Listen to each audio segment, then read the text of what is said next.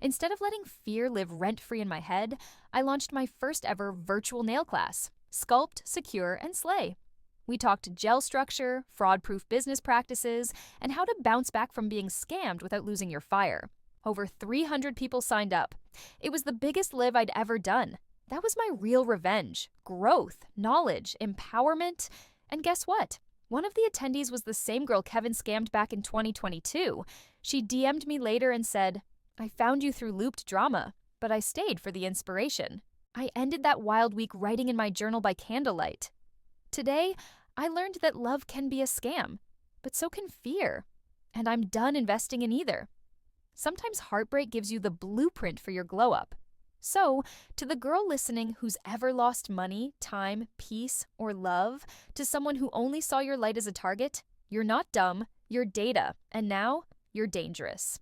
Just as I was winding down, soaking my feet, and watching How to Get Away with Murder, a DM popped up from a burner account. No profile pic, no posts. The message said, "You think you won, but someone on your team was feeding me your info." I dropped my phone. My team? What team? I'm a solo tech. But then it hit me. I had given one person access to my calendar, supply shipments, and social links when I started getting overwhelmed. A part-time assistant named Tori who applied through a beauty biz Facebook group.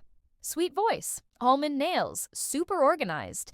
But what if she wasn't just helping? I texted Tori, "Hey, random Q, did you ever know Jordan personally before you worked with me?"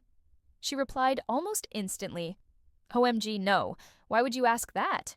Wait, did something happen?" Too fast, too friendly, too fake. I called, went straight to voicemail, checked her Instagram, deactivated. Sis vanished like glitter dust after a good soak-off. Here's where it gets really wild.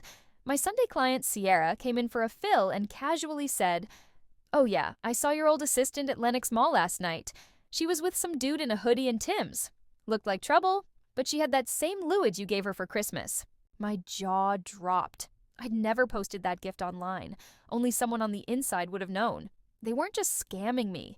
They were running a 2-person long con, playing the innocent intern and the supportive boyfriend at the same damn time. I called in a favor. One of my older clients, Miss Renee, used to be a private investigator for a major bank. She'd been retired for years, but loved a good puzzle. I gave her Tori's resume, phone number, and the address she listed when she applied. Renee showed up the next day with a full folder. Fake name, fake address, multiple cash transfer receipts from my business Venmo. Tori had been quietly rerouting $20 here, $50 there, rounding it off, calling it tip processing in my ledger. Death by 1,000 cuts. And she nearly bled my business dry. After gathering every bit of evidence, I filed an updated police report. This time, the fraud involved 2 suspects. They were officially being investigated as co-conspirators. I handed in the financial records, video footage, and even a screenshot of Tori holding the Louis at the mall. The detective looked me in the eye and said, "You've built a case stronger than half the ones we see in court."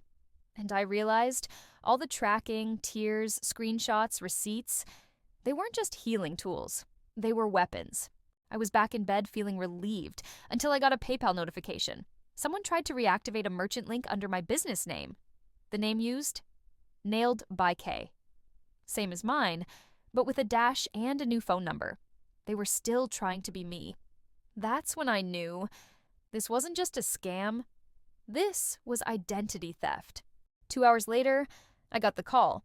Both Kevin and Tori were picked up at a Greyhound station in Macon. Bags packed, prepaid phones on them, and $3,200 in cash tucked into a makeup bag under Tori's seat. They were headed for Florida. But karma beat the bus. Case closed, cards frozen, business protected, but trust rebuilt from scratch. Now, when clients sit at my table, they don't just leave with a fire set. They leave knowing their nail tech went to war for her business and won. The morning after they were arrested, I sat at my kitchen table with black coffee, my bonnet on, and a deep stillness around me. You'd think I'd feel victorious, relieved, but I didn't. I felt numb, like I'd just survived a storm so quiet it didn't knock down walls. It eroded the inside of my trust, brick by brick. I looked around my studio, crystals scattered, tips still in trays, client thank you cards taped to the wall, and whispered to myself, we're still standing. I went back to Bank of America to officially lock everything down. Miss Claudia saw me and gasped, "Baby girl, I heard what happened." She pulled me into her cubicle, slid me a bottle of water, and helped me set up multi-layer business security that even Kevin couldn't have cracked. Then she leaned in and said, "Promise me something?" I nodded. "Next time a man offers to invest, you tell him the price of admission is a background check and a certified check." We both laughed, but she wasn't joking. Out of nowhere, I got an email from a popular beauty business podcast, The Hustle Files. They wanted me to come on and talk about financial abuse and entrepreneurship, how scammers prey on independent women. At first, I hesitated. I mean, it's one thing to tell y'all on YouTube, it's another to go public to strangers. But then I thought about every nail tech, braider, esthetician who's ever been love-bombed by someone only interested in her profit margins. I was midway through a chrome French set when someone knocked on my studio door. No appointment, no text, just bold. It was Tori's sister. She looked nervous, said she didn't agree with what Tori did, but felt I deserved something. She handed me a small black notebook. "She kept track of everything," she whispered. She thought she'd flip it into a memoir one day. A memoir? Sis was journaling her crimes like it was a Pinterest board. That night, I sat cross-legged on my couch, flipping pages. Every client transfer, cash sneak, and emotional manipulation plan was laid out in detail. Even dates when Kevin told her to flirt with my clients to dig for more intel. There were sketches, notes about my studio layout, even a list labeled Kayana's weak points. That one broke me. She wrote, "Too trusting, needs validation, obsessed with loyalty." And she wasn't wrong. But that list, that became my blueprint to never let it happen again. I scanned the entire notebook and gave it to my lawyer.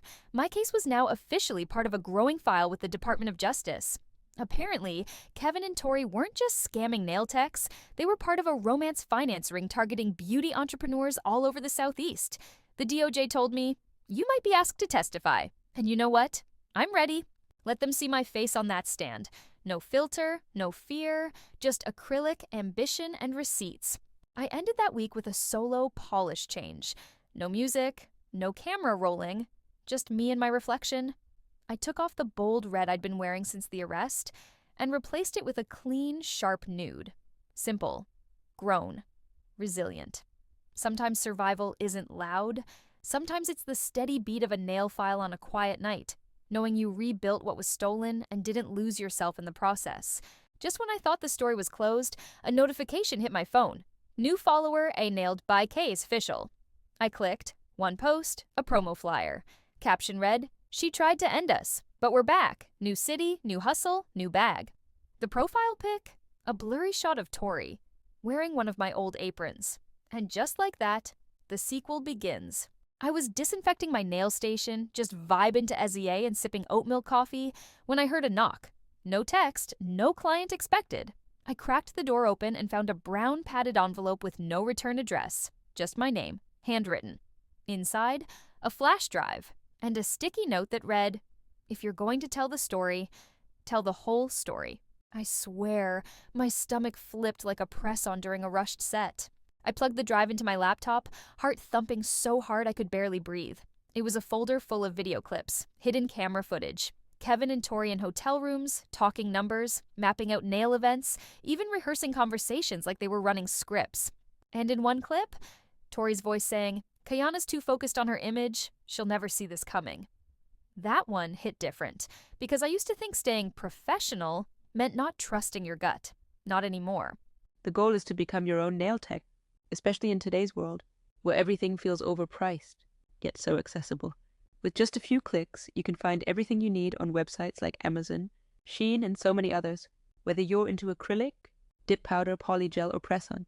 The options for creating beautiful nails are endless. I'm here to show you how to do your own nails from start to finish. I simply added up how much I was spending every 2 weeks, watched a few helpful YouTube videos, took advantage of affordable deals, and learned how to do nails right at home. Now I can switch up my style every week if I want to, and you can too. Just a quick disclaimer. I'm not a licensed nail tech and I didn't go to school for it, but I've learned how to create beautiful nails that I love, and you can too. To the channel where mystery meets nail obsession. I break down chilling cases, shocking twists, and unsolved stories you won't stop thinking about. Disclaimer: the crime stories shared on this channel are fictional and created purely for entertainment purposes. Viewer discretion is advised, as the themes may still include sensitive or suspenseful content. Watch as I bring you thrilling tales well. Thanks for watching. If you're new here, don't forget to hit that like button, subscribe, and tap the bell so you never miss an upload.